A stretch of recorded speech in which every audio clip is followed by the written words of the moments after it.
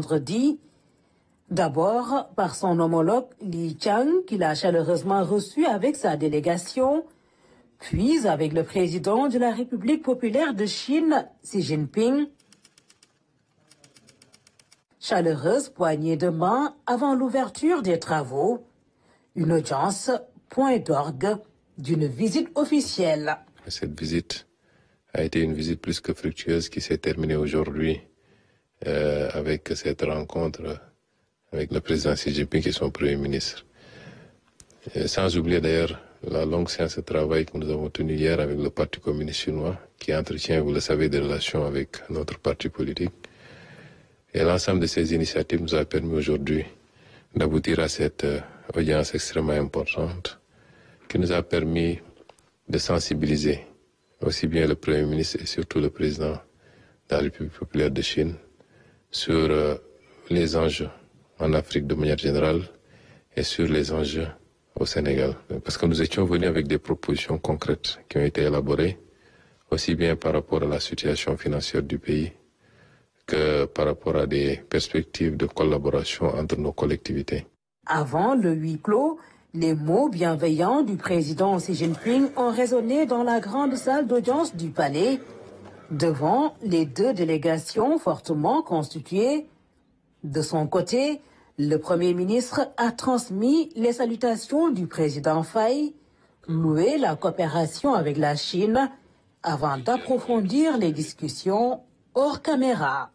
Les autorités que nous avons rencontrées ont été très sensibles à ce qu'on a dit, ont sur certaines questions tout de suite donné des réponses et des validations, notamment en ce qui concerne la coopération entre les pôles de développement que nous allons mettre en place au Sénégal et les provinces chinoises.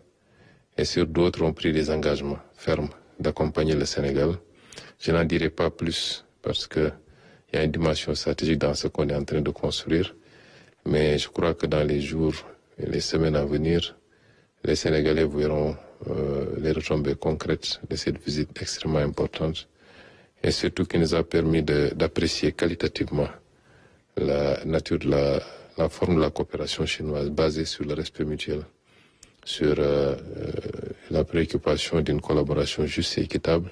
Le Sénégal et la Chine entretiennent des relations diplomatiques depuis 1971, une coopération qui s'est intensifiée au fil des ans, avec une toute nouvelle impulsion aujourd'hui. Le président Xi Jinping a employé tout à l'heure une expression devant tous nos ministres en disant que le Sénégal est la perle de l'Afrique.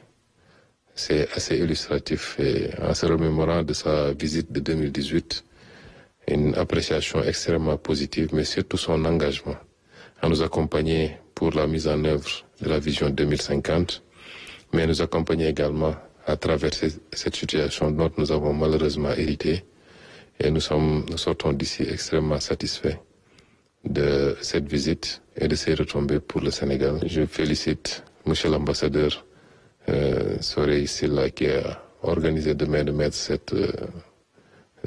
toutes les étapes de cette visite. Je félicite également toute la délégation qui nous a accompagnés.